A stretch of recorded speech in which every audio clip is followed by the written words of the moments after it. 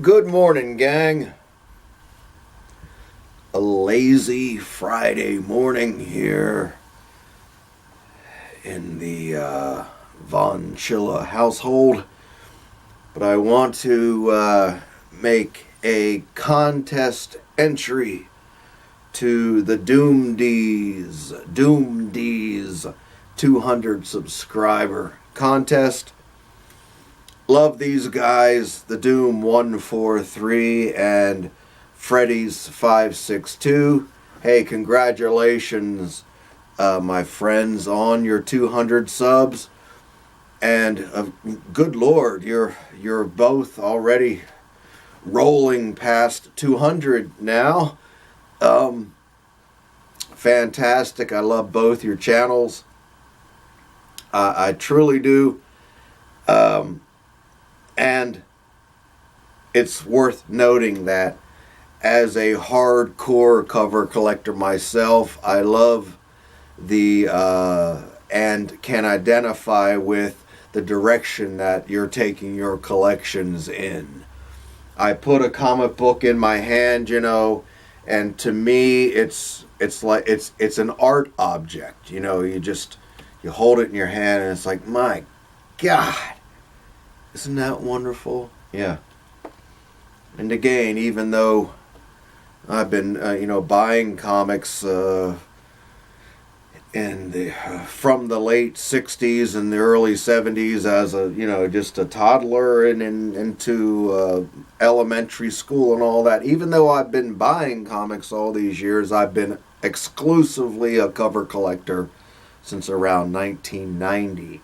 I know I probably sound like a broken record to you folks out there that watch all my videos and all, but that is worth noting. So DOOM-DEEZ has this contest going on, and here's my contribution. Rule number 1, 18 plus. Well, we're all in luck because I just turned 19 a couple of weeks ago. Got that covered. Number 2, subscribe to both channels, and I've been subscribed to both. Yep. Love it. And incidentally, there are links to both of these young men's channels down below me.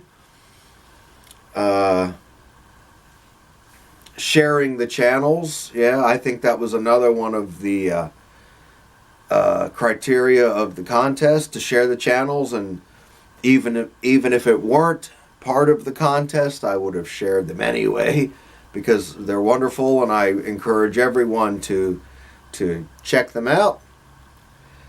The last part of it is each one of these fellows had questions. And I'll start with Freddie. He had 2 questions. The first one is, what was the hardest book to find ever that you were searching for? Well, when eBay came along, suddenly things became much easier. But as I started collecting back issues through the mail order around 1974, and you just kind of could just took what you could get, got into pulling books from the bargain bins in the mid to late 70s at Wolfhead Comics. My old friend Tony, rest in peace, Tony. And then the Comic Buyer's Guide kind of got me through the 80s and the 90s as far as back issues. But to answer that question, heck, I'm not even sure what the issue number is now. I should have written it down. I've got some notes here in front of me, but I didn't write it down. But probably the hardest book that I searched for and didn't find until YouTube came around was the Tales of Suspense issue featuring the first appearance of Fin Fang Foom. It just really wasn't anywhere. In the early 2000s, I scored 2 copies on eBay, and I've since sold both of them like an idiot, right? But, you know, without thinking about it for a week or something, I would have to say that that was the book that was the hardest one for me to round up. Certainly in a grade that I was happy with. And I was very happy with kind of the very good copies that I had. The second question from Freddie was, do you like slabbed books or raw books? Well, I have no slabbed books. I never will have a slabbed book. And considering that I've never even seen a slab in the flesh, literally, I would have to say that I prefer raw books, right? Now, having said that, I will have to just briefly say that I don't think I would like a slabbed book, simply because it would look and feel so much different than what I'm used to. A bagged comic book, it's not even about not being able to take it out of the slab or whatever to look at it and enjoy it. For me, I'm sure it would just be the look and feel of it. It would be so alien to me after, after the better part of a half century of collecting. I couldn't deal with the slab thing. I hope that answers your questions, Freddie. The Doom 143, his question, Stephen, the question was about who is the comic book artist that you're most passionate about. I'm paraphrasing your question, but I'm remembering your video, and that's pretty much the gist of it. Again, my history stretches back so many years.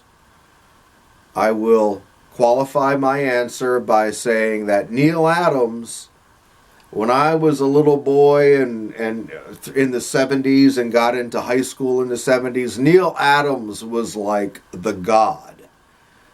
And I understood why. Neil Adams, right? Bernie Wrightson. Bernie Wrightson appealed to me on... Bernie Wrightson was the perfect convergence of artwork and my love of horror and the macabre and stuff like that. But the main man, my all-time favorite comic book artist, that is Gil Kane.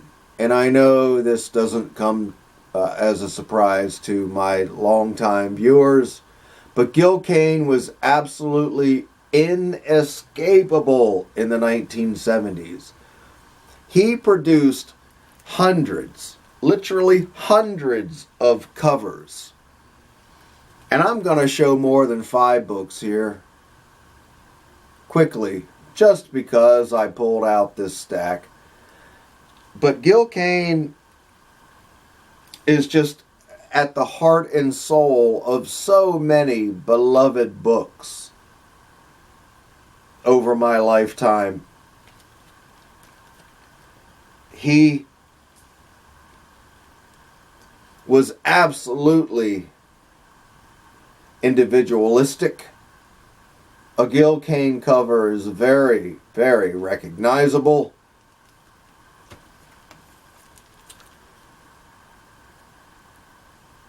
And again, he was just everywhere in the 1970s.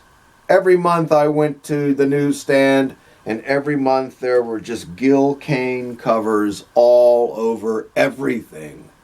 Now, we get into the 80s, and he started doing quite a bit more for DC and all that. But there is something about the early bronze period of the, oh, goodness, of the 1970s. This is my all-time favorite comic book, as y'all know. Thor 207. Gil Kane was just everywhere. And I always hated when a great Gil Kane illustration was ruined by a shitty inker. You know what I'm talking about. Two more here. So Stephen, to answer your question, my man, it's Gil Kane. It always was. It always will be.